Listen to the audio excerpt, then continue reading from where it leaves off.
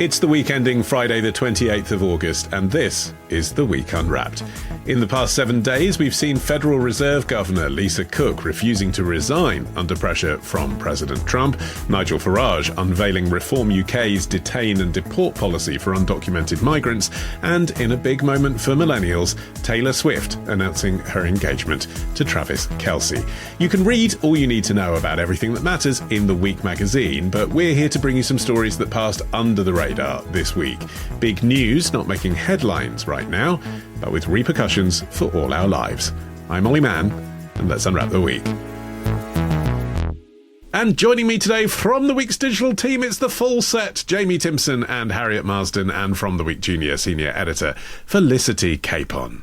And I note that there has been a rise of lost luggage accounts on social media this week, people trawling through unclaimed cases for treasure. I'm not going to ask you if you've ever stolen anything from a bag, but what is the most important thing you've ever lost and then found? This is a bit embarrassing, but I was the stupid person who left my laptop on the tube once, and I thought that's gone forever. Like, I just kissed goodbye to that laptop. There's absolutely no way I'm ever seeing that again. And I actually went to the trouble of filling out one of those TFL lost blah, blah, blah, blah, blah things. And I got it back. I could not believe it. It restored my faith in humanity for like 10 seconds. But I'm enjoying this. Felicity, Jamie, have you ever lost and found anything? I lost my government phone when I worked at DFT. Wow, that could have been a story. And it turned up behind the bar at one of the pubs that we go to in Whitehall. But I got it back, and only minor embarrassment on my part. I found a mobile phone on the floor at a classic car show last year, handed it in, and it turned out it belonged to Prince Michael of Kent. What? We should have kept that. What are the chances? Yeah. Felicity, what about you? I was at a book launch once where a girl lost her engagement ring and was ashen-faced and beside herself. I think she had just been proposed to and then lost the ring at this book launch. So everyone, including the authors, were like on hands and knees scrabbling around to find the ring. But I actually can't remember whether we found it or not, which goes to show that I clearly didn't care about the outcome. It doesn't bode well for the marriage, does it, if you lose the engagement ring? It was clearly a sign, and that's what I told her. Harriet, you're up first. What do you think this week should be remembered for? Ukraine's ticking time bomb. I try to imagine if this was my home and I just lost everything, trying to rebuild, but I got to get these explosives, out of my area so I can safely do it. And that's the kind of care you put into this work right here, is because what if this was your home? Then what? Retired US Army Green Beret Ryan Hendrickson on his YouTube channel Tip of the Spear Landmine Removal, filming this week in Ukraine. Harriet, Ukraine hardly an underreported story generally. What about it are we missing?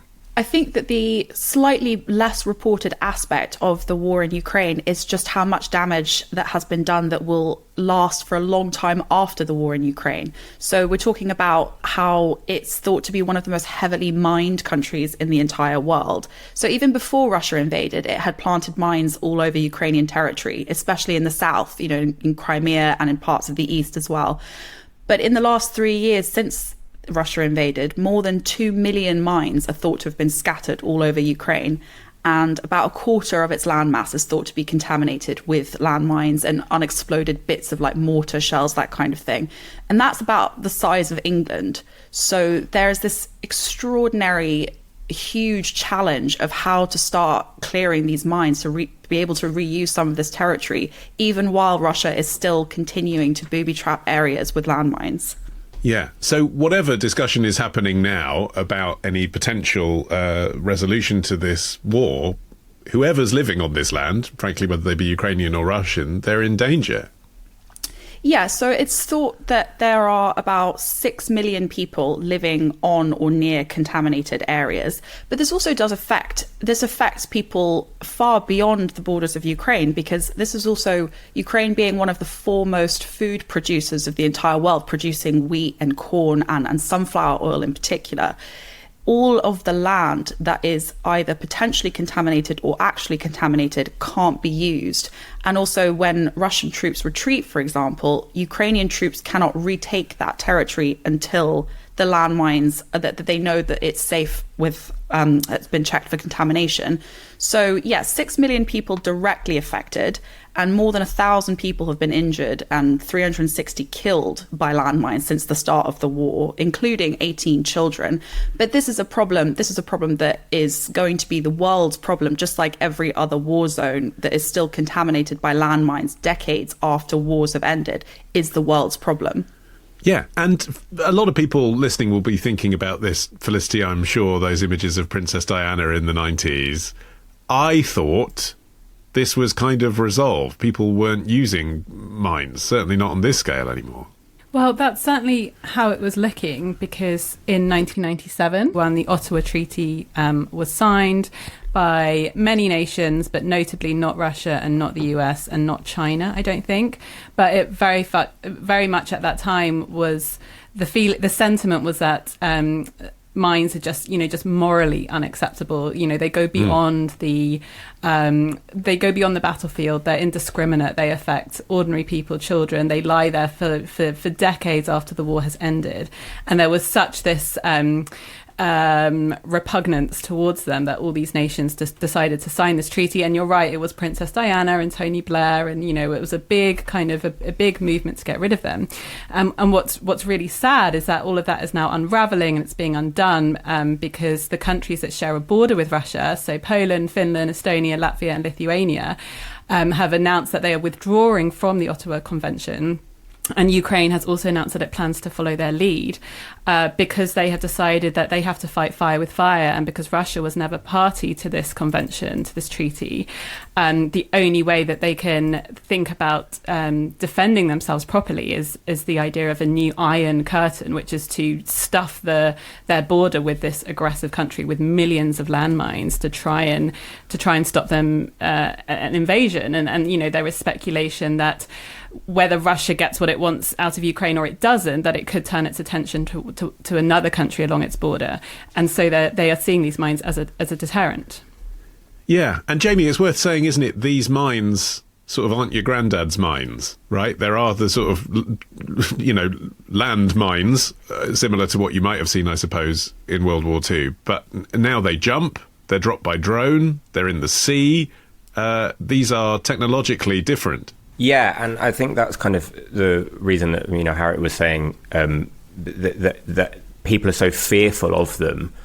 It's a huge amount of explosive and firepower that basically stops people from using any of that land because they don't want to go near. It's not like just that you can step on one bit of area. Sometimes it's, the area that's covered by the mine is sometimes huge. You don't know what else might trigger it further around so it kind of instills a lot of fear. It's indicative kind of the way it feels like the world is going a bit, that all of these people are pulling out of the Ottawa Treaty, all of these countries. Zelensky himself has basically, said there is no other substitute in terms of defense purposes for anti-personnel mines, and particularly when the Kremlin has the largest stockpile of anti-personnel mines in the world. He's saying it's basically the only way to level the battlefield. But, anti-landmine campaigners really do see this as a kind of larger trend, that we've talked about actually on this podcast, of international rules-based order, international humanitarian norms being eroded as more and more countries go, well, actually, we can't really sign up or subscribe to these rules anymore because the world has changed. And incidentally, Harriet, the news story of the week, the reason we're talking about this now, is to do with how they can diffuse these mines, isn't it? It's not completely hopeless. It isn't. So this week, the Ukrainian State Emergency Service said that it would start using the robotic dogs that they have been using on the battlefield to help clear the landmines. So these little remote-controlled little robot dogs, which are actually supplied by a British company, they're kind of like a walking version of the aerial drones. So they're remote-controlled. And the idea is to reduce the risk to Ukrainian sappers and mine diffusers, because you can sort of approach the mines remotely with the little camera. But unlike traditional bomb diffusing robots, they can also sort of jump and climb upstairs and go through the thick grass, which makes them a bit more appropriate for the type of land and the type of cities that they're working in. But what's interesting, I think, about this story is that most of the landmine clearing is still done by people, and in particular women. Because before 2022, only men were allowed to work in explosive disposal in Ukraine. And like we were saying, there were a lot of landmines in Ukraine before the war. And what's so tragic is that so many mines were cleared so painstakingly, only to just be like the country's become littered with them again. But now, because of all the men being subject to the draft, a lot of the mine clearing is now done by women, often in really high heat and wearing like really heavy gear. You're on your hands and knees, just painstakingly going through the grass bit by bit by bit, looking for tripwires. And there are a lot of different demining groups in Ukraine. There's lots of different methods that they're using. They're also using real dogs. They're also using like sniffer dogs to sniff out TNT. But generally speaking, it's even with like AI algorithms to help and drone footage and satellite footage to help, it's such painstaking, slow, human and really, really risky work. Is there any way, do you think, Felicity, of putting the genie back in the bottle? Or do you think it is a case of, because of the technological advancements, both in planting and then demining these things, they're not, going to slow down? They're not going to go back to the level we achieved? I think it's very hard to put the genie back in the bottle, really. Like, it is, as Harriet was saying, just the painstaking work of removing them. But I do think what is changing a little bit is the technological innovations that are being introduced to try and clear the mines. So using high resolution satellite imagery, thermal drone cameras and artificial intelligence to accelerate analysis of where they are. Which is helping to some extent. I mean, it's worth saying that it's so costly trying to clear these mines. I saw a prediction that it's like £31 billion to rid Ukraine of its mines, and massively reliant on other countries and private companies to help out. But as Harriet was saying, it does still sort of require that painstaking human effort of removing them. So there might be other ways that can help in clearing them, but it's still going to take such a long time. Even if this war ends, even if there is a war in sight, it's going to take ages to clear them, really. And Jamie, what's the military logic of using them at all, really, given that they are indiscriminate, given that Russia actually wants this land? I mean, it's not just putting it in places where, are not contested. It's putting landmines in places where they want Russians to go and live. Yeah, I mean, they're kind of... They're often called the perfect soldier, in that they don't sleep, they don't eat, they don't distinguish between individuals. I kind of see it from a perspective of the disruption that they cause is huge. We were discussing earlier about the fact that they're in the sea. Ukraine have said that they've accused Russia of dropping them into the Black Sea and other areas to kind of disrupt international shipping. It does seem slightly short-sighted, but I guess at this point in the war, from Russia's perspective, there's an element of like, well, we want to cause as much disruption and damage as possible to kind of bounce them into peace talks. Just to think about the future. We did obviously sign the Ottawa Treaty. We have obviously had the use of landmines in the past. The Second World War and the Cold War. It looks like we're moving back towards a stage that is quite depressing, but we all understand, and I think as you were referencing the Diana stuff, that the visual, the use of it in Cambodia, in Bosnia, in Afghanistan, the visual side of that is really powerful of the children that are being lost to this. I think that in the future where there is a peace, that could be one of the ways in which we put pressure again on Russia or any country that's using it to avoid doing so. Yeah, I mean, it's grim to imagine, but there's a potential, isn't there, Harriet, considering what Jamie was just saying about the Black Sea, that one of these sea mines could find itself over on a pleasure cruise in, Bulgaria or Romania or Turkey, and that would be a major international incident.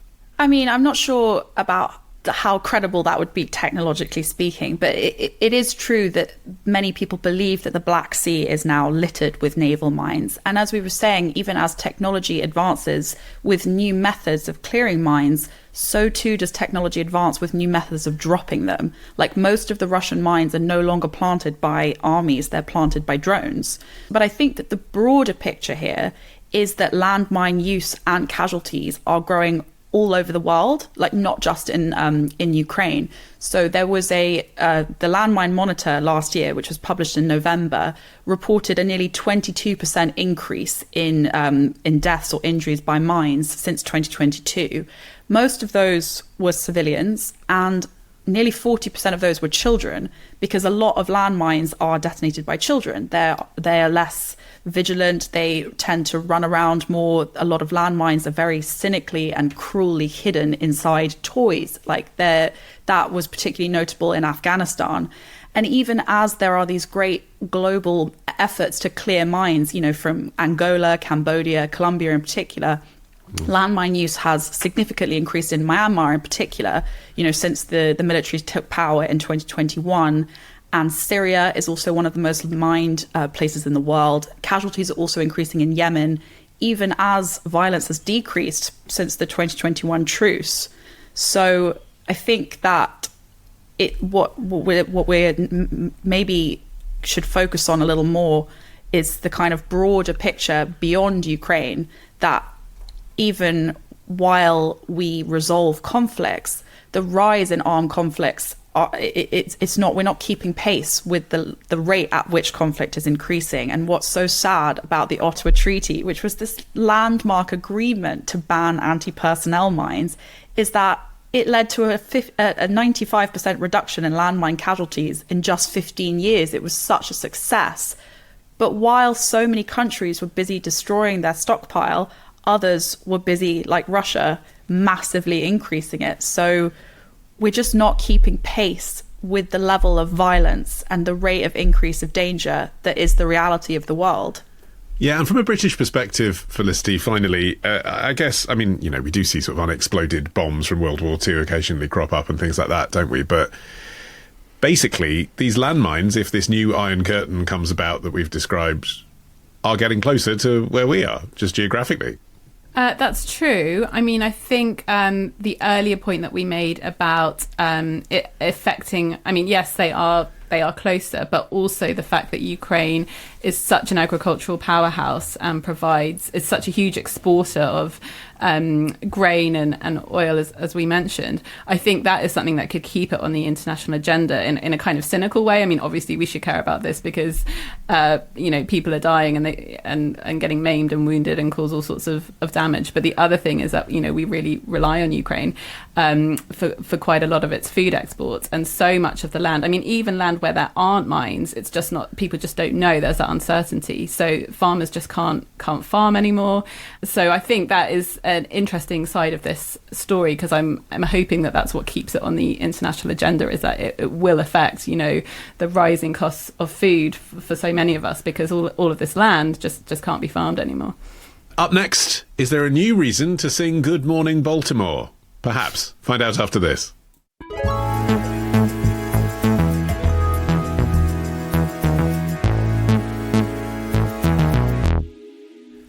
Jamie, it's your turn. What do you think this week should be remembered for? A rare spot of good news from across the pond. But let me just give you some reality. In 2003, 2004, I'll give you a better example. The police department made 91,697 arrests in a city of 600,000 people, roughly. Yeah, there were 278 homicides in Baltimore that year. In 2024, the police department made 17,872 arrests. There were only 201 homicides. Wow. Right? That is a really wild stat. Brandon Scott, Mayor of Baltimore, on the Chris Hayes podcast for MSNBC. Baltimore, Jamie, a place that for a certain generation is synonymous with the HBO crime series The Wire, but a city that has been making some progress. Yeah, I would like it if you reacted in the same way to the stuff that we said on our podcast. That kind of wow, that'd be great. Wow, I'd get real good positive you really feedback. Wow me.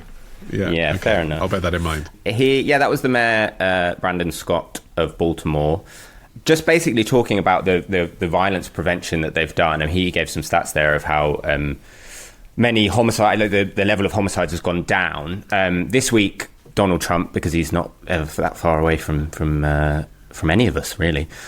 He's threatened to deploy troops to Baltimore, escalating a clash with Maryland Governor Wes Moore.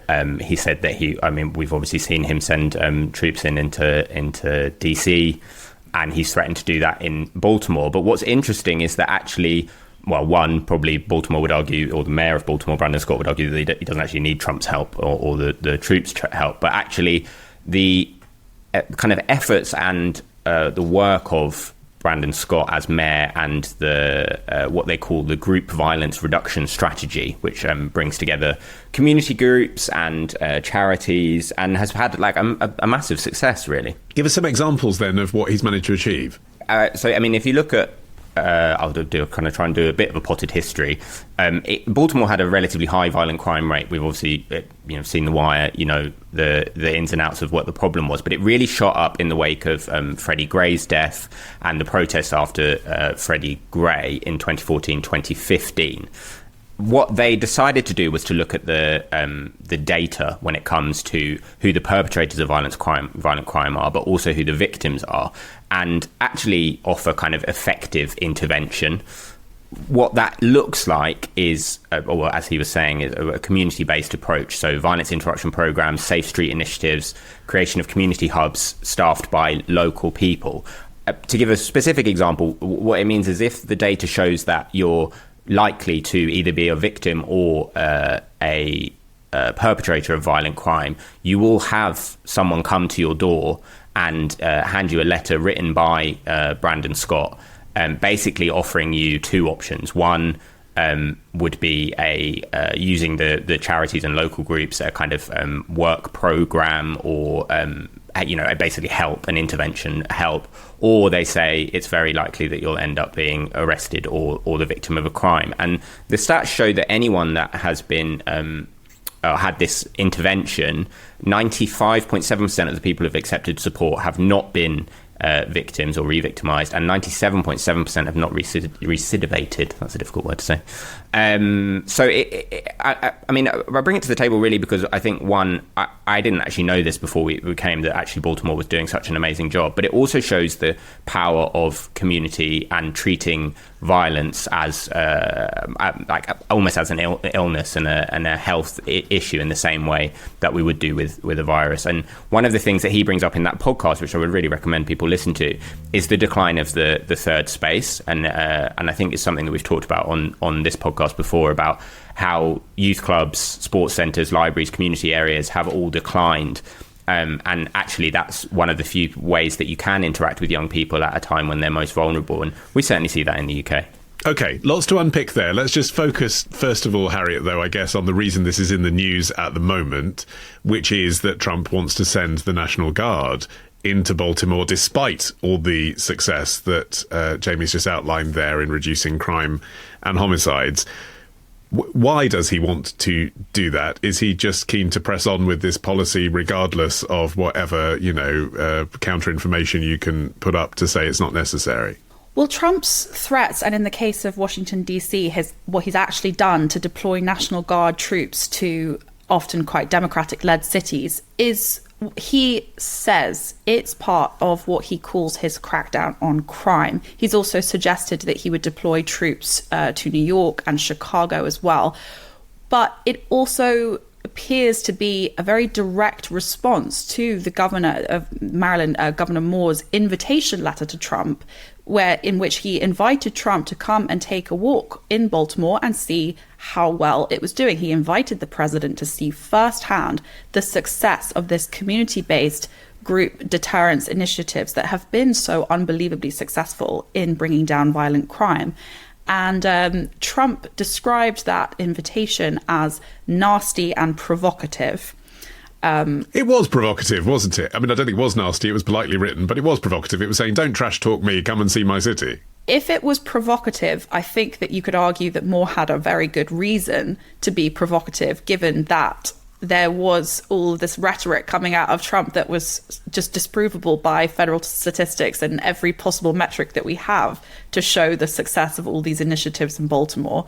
So this is a wider picture of the kind of the use of like military personnel for domestic law enforcement, which many Democrats are describing as an abuse of power, and some Republicans also seem to be quite uncomfortable with as well. But it's a part of a wider picture of this kind of Republican-led trash talking of big American cities, despite the actual evidence to show that violent crime in American cities overall is falling from pandemic highs. This isn't just a story of Baltimore, though Baltimore is a shining example. Violent crime was already massively down in Washington, D.C. too.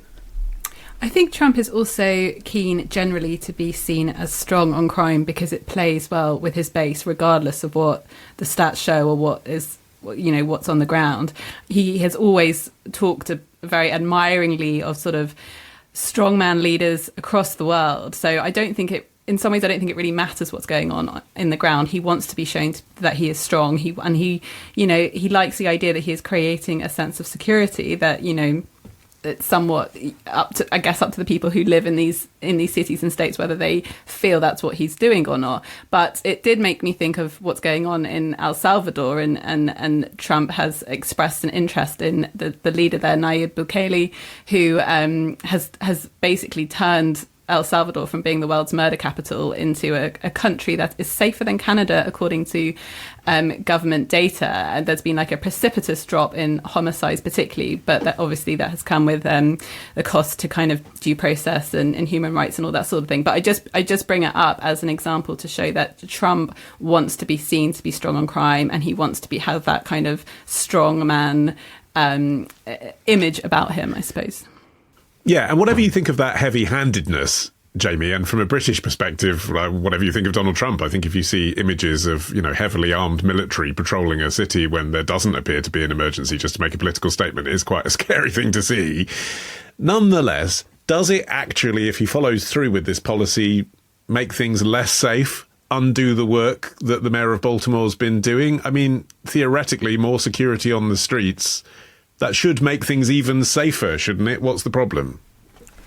I think that particularly in areas like Baltimore, where there has been a lot of problems with policing, with security, and with people on the ground feeling unsafe. The Freddie Gray protest that I referenced earlier kicked off a massive distrust in the police. We all remember it, of the kind of defund the police motto. And I think what Brandon Scott and the his administration in Baltimore has done very well is to actually almost take the policing out of it while he works with the policing. The people on the street and on the ground are these charities and community members and people that maybe have more trust from the people that you're trying to help and engage with. And I think that's really crucial when you think like top down. We put the National Guard in. A lot of that National Guard people maybe aren't from Baltimore or won't know the places that they're patrolling. And unfortunately, if you've got in a difficult situation where people don't trust the security that are there, it can be a tinderbox. And I think Trump, in a way, almost wants that. Like he wants that feeling of kind of volatile nature, because it proves him right. He can say, he described it as a hellhole the other day. He can say, like, this is, these places, these cities are unlawful and I can come in and solve it. Well, also part of the success of the initiatives in Baltimore is attributed to gun control. So they enacted the first federal gun control legislation in 28 years with the support of some Senate Republicans. And instead of listening to what Trump says, I think it's much more instructive to look at what his administration does. So on his first day in office, he closed the White House Office of Gun Violence Prevention. And 3 months later, the DOJ cut the $300 million allocated to community violence intervention grants in half, including a lot in Baltimore. And that was part of almost $1 billion worth of culling of violence reduction grants. So that's funding for like victim services, conflict mediation, social workers, hospital-based programs, targeted deterrence like what they've got in Baltimore. That's all gone.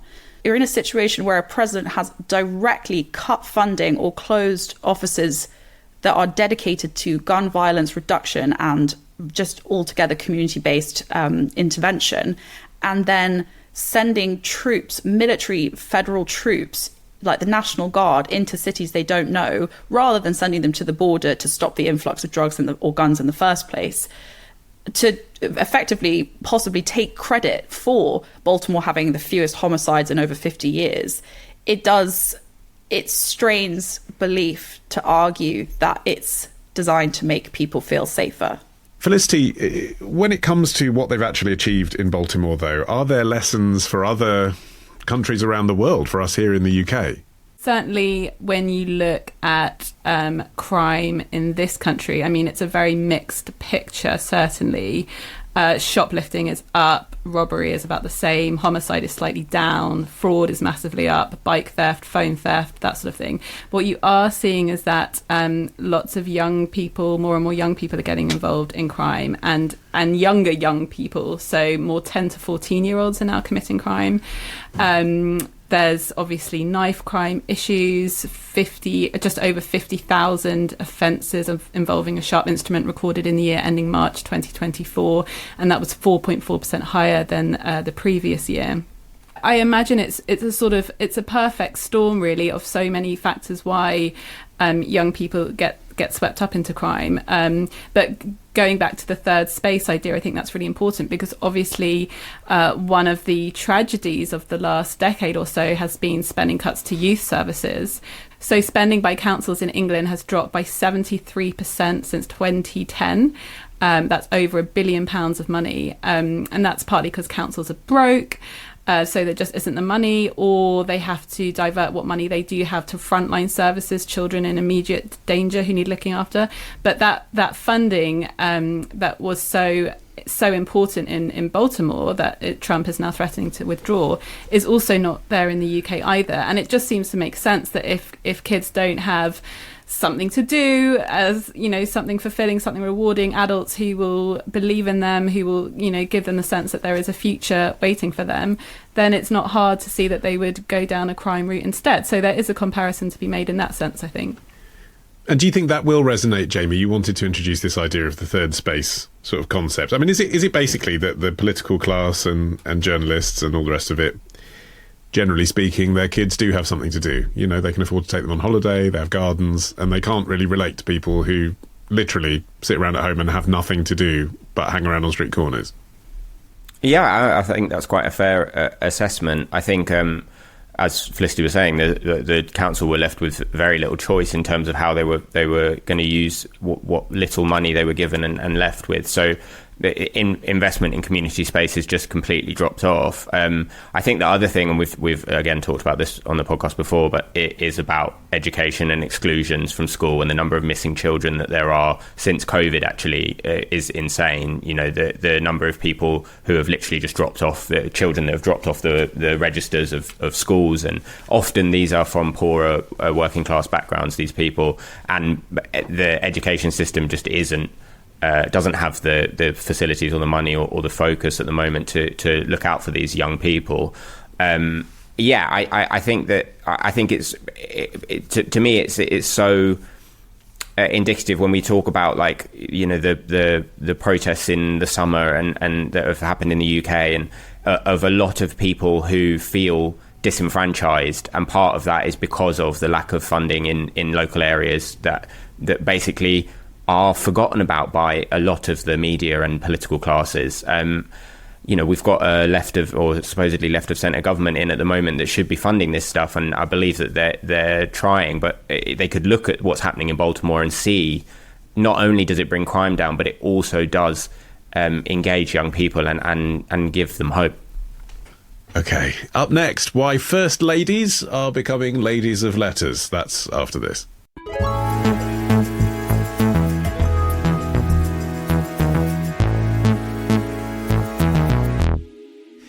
Right, Felicity, you're finishing the show. What do you think this week should be remembered for? Is this the week we learnt that the pen pal is mightier than the sword? Prepare for landing, the pilot announced. I pressed the off button on my Walkman and gazed out the window, hoping to catch a glimpse of New York City in the distance. My heart pounded with excitement. I was 26 years old, and while I had traveled everywhere in Europe, I had never been on a journey quite like this. This was America. Melania Trump, or an officially endorsed AI version of her anyway, reading from her audiobook Melania, available now at melaniatrump.com. Felicity, why are first ladies in the news? Well, several of them have started penning letters to one another. So on Saturday, the Turkish First Lady Emine Erdogan wrote to US President Donald Trump's wife Melania, urging her to get in touch with Israel's Prime Minister and raise the plight of children in Gaza. The letter was published by the Turkish presidency. The First Lady said that Gaza had become a children's cemetery, and she was telling Melania, we must unite our voices and strength against this injustice. And this follows a pattern. So when the Russian President Vladimir Putin met Trump in Alaska, Trump handed him a letter from Melania. It was a peace letter highlighting the impact that his war in Ukraine was having on Ukraine's children. And she implored him to think of children and an innocence which stands above geography, government, and ideology. And on top of that, the First Lady of Ukraine then wrote to Melania thanking her for her comments for getting involved in the plight of Ukraine's children. And it just struck me as really interesting that all these First Ladies have decided to write letters to one another. Yeah, although, I mean, quite nice. I mean, from a diplomatic point of view, I think I prefer a world where, ladies write letters to each other arguing for the safety of children. It seems like quite a good pace to operate international affairs at. Certainly. I mean, I think it's sort of, I found it very intriguing because I find Melania Trump in particular a very interesting person, but more broadly, the role and the position and the power of First Ladies, I think is a fascinating one. Like, how much power are they wielding behind the scenes? Melania is a particularly interesting case because she seems to be a very take it or leave it First Lady. Like, she will only get involved in things when she wants to, which, to her credit, I think it shows that she does actually genuinely really care about the plight of children. Yeah, and gives it more power, perhaps. Yeah, exactly. I think it gives it more power, but it's very interesting the comments about her presence. There was a disclosure in late May that she has spent less than a fortnight in the White House since her husband's second inauguration. So she will pick and choose what she wants to do. But I think that makes it more telling that she decided to let Putin know how she feels. Although I suppose that can be reputationally problematic for these partners, can't it, Harriet? We were just hearing that clip from Melania's website where you can also buy her jewellery and her Christmas ornaments and things, and there's very much an image that she's trying to project with all this stuff. And of course it's easy to say, well, why do you care about the children of Ukraine but you don't care about the children of Gaza? Why do you write a letter about this but not a letter about that? In a way, it's easier not to write any letters at all if you just want to be an image. Yeah, it's a difficult balance with this because on the one hand, it seems to sort of reek of internalized misogyny to paint this picture of the woman behind the scenes manipulating the man like a sort of Machiavellian puppet master.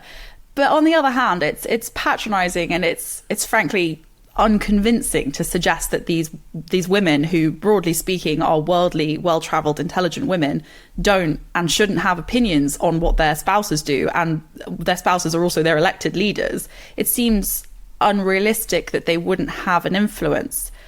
On the other hand, in the case of Melania Trump, it's all well and good for her to be kind of sending this letter, and the only real opinion or cause that anybody's ever seemed to be able to attach to her was when she visited Africa in 2018 and spoke of her pride in the work of the USAID program tackling disease and hunger among children. And Trump has since dismantled the USAID program. And the other thing that we sort of a little bit kind of know about her is that she is pro-abortion rights, supposedly.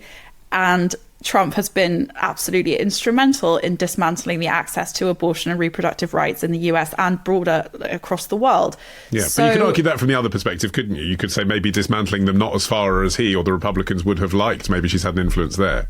Yes, but we also know from interviews with former security advisors and analysts and former people in his last government that Trump basically tends to listen to whoever he met last, like whatever pops into his head. We know that that Laura Loomer, a sort of conspiracy theorist to the max, is someone that he apparently listens to a lot. There's something maybe that he saw on Fox News or a tweet or whatever. He's utterly mercurial and inconsistent, and frankly, it's a fool's game trying to fathom any strategy or intentionality. Letters, though, Jamie, they are, as I was indicating, quite a slow way of communicating. Are they effective? I wonder if they'd be more effective if they weren't published, if we didn't know about them. Maybe there are communications going on that we don't know about. I'm a big fan of letter writing. I don't do it enough. Is this you fishing for a letter from Melania? Actually, from you, Ollie. What I wanted to say is just wow. Wow. Yeah, sure. Another excellent podcast from you, JT. No, I think there's obviously is, we know from like diaries and releases of in the archives that there are letters or in history, letters written all the time between people, particularly like within the context of first ladies and political spouses. I wonder whether there's a kind of pageantry or a kind of showing off sense. I mean, it's interesting to see the way in which first ladies, I think, or first ladies' first spouses have changed. There was that old Dennis Thatcher quote about being Maggie Thatcher's husband of being always present but never there. And I think now that's kind of less the case. Carrie Johnson kind of was accused kind of fairly or unfairly of shaping Boris Johnson's priorities. Sarah Brown was like massive voice on maternal health and children's welfare when she was when Gordon Brown was Prime Minister. And then obviously Philip May, the general election in 2017, he seemed to have quite a big role in getting Theresa May to call it, or at least have the conversation. I think there's more of an expectation now, or certainly more scrutiny on the role of first spouse. And I think that's part of to use another British example, that's part of the interesting thing about Keir Starmer is the fact that his wife Victoria has really eschewed the public and the media, and that's, I would say, slightly pissed off quite a lot of the media that they can't get to know more about her and about her views and everything. And there's a kind of, I would say, desire now, because of the role that Michelle Obama has played, that we desperately need to know the opinions and the morals of the spouses of political leaders, and you wonder kind of how necessary or productive that is. I mean, it does vary from country to country, doesn't it, Felicity? I know that the First Lady of the United States has no sort of official role, or she's able to say what she wants to do or doesn't. Would be the same for a First Man, but of course there's no historical precedent there. But at least they have a presidential system, so they're on the campaign trail. You are voting for this couple to live in the White House. It's different in the UK and other parliamentary democracies, isn't it? Keir Starmer's wife, yes, did choose not to be part of the limelight, but also shouldn't be part of that process. You're electing your local constituency MP when you vote. They don't have a role. Yeah, sure. But I mean, as Jamie was saying, people take such a great interest in the first ladies, in the first spouse, that they're not a democratically elected figure, but it would be stretching incredulity to suggest that they obviously are not going to have a massive influence on their partner who does hold all the power. And I think that's fine. I mean, certainly in the case of the Trumps, I think Donald Trump is getting to the point where he finds it very hard to trust anyone around him. He has... And the same with Melania. I mean, she's been badly burnt by having a couple of staffers who have recorded things she's said and then published them in a book. So I wonder whether, I mean, this is very, very kind of gossipy speculation from me, but I wonder whether they're actually getting closer as a married couple and trusting each other one or more because they don't trust the people around them so much. And I find that fascinating. And in terms of soft power, I mean, soft power is quite powerful, really. I mean, off the back of Melania's letter to Putin, the European Commission, President Ursula von der Leyen and UK Prime Minister Keir Starmer both raised the issue of stolen children during a recent summit. And And I mean, just in terms of their reach and their popularity, the First Lady of Ukraine has 2.7 million Instagram followers, and she posed for British Vogue at one point. But in her British Vogue article, she talked a lot about, again, the plight of Ukrainian children. So people are very, very interested in these figures, and they can use that to their advantage. I guess it's just human as well, isn't it, Harriet? I mean, first ladies have something in common with each other, which is they all understand what it means to be the spouse of an important person. And at a dinner where they're sitting opposite each other, perhaps for hours making small talk, some of them are going to hit it off. I mean, that is a useful connection to make, isn't it? Especially when their partners aren't hitting it off. Absolutely. And there's plenty of evidence to suggest that women and female leaders are far more successful in conflict resolution and negotiations than male leaders. Like, there is a lot of data to back that up. And clearly the male leaders aren't doing such a great job of conflict resolution and violence reduction. So in that sense, maybe the women have a better shot, like statistically speaking. But I think in the case of the UK Prime Minister and the UK Prime Minister's spouse, and Victoria Starmer in particular, you are sort of damned if you do and you're damned if you don't, because Carrie Johnson was absolutely pilloried by the media for being this supposed kind of praying mantis behind the scenes, like deciding everything for the poor, weak, malleable Boris Johnson. Which, I'm not going to comment on whether or not that's true, but the fact is that was how she was painted, like some sort of Lady Macbeth figure. And then you also have such criticism of Victoria Starmer for being supposedly like taking a backseat, staying out of the limelight, keeping quiet. And I think that there is that does show that really, as a female spouse of the UK Prime Minister, there is nothing that you can do that is going to protect you from criticism from the media. There's too much interest, and there's just too much sexism in the way that we speak about them, that it doesn't really matter what she does or doesn't do. She's still going to be criticised for it either way. I don't remember too much negative press for Rishi Sunak's wife. But then she was always very elegantly dressed. She was also like sexism you're talking about. Criticised over and over and over again for conflicts of interest with regards to her investments and with regards to the money. But that's not her she was investigated, yes, but you can't say that she wasn't scrutinised. She was scrutinised to the nth degree. Okay. Well, here's a fun fact for you. This topic of first spouses was in fact covered before on The Week Unwrapped. In our first ever episode, here is what Arian McNichol said about First Ladies in January 2017.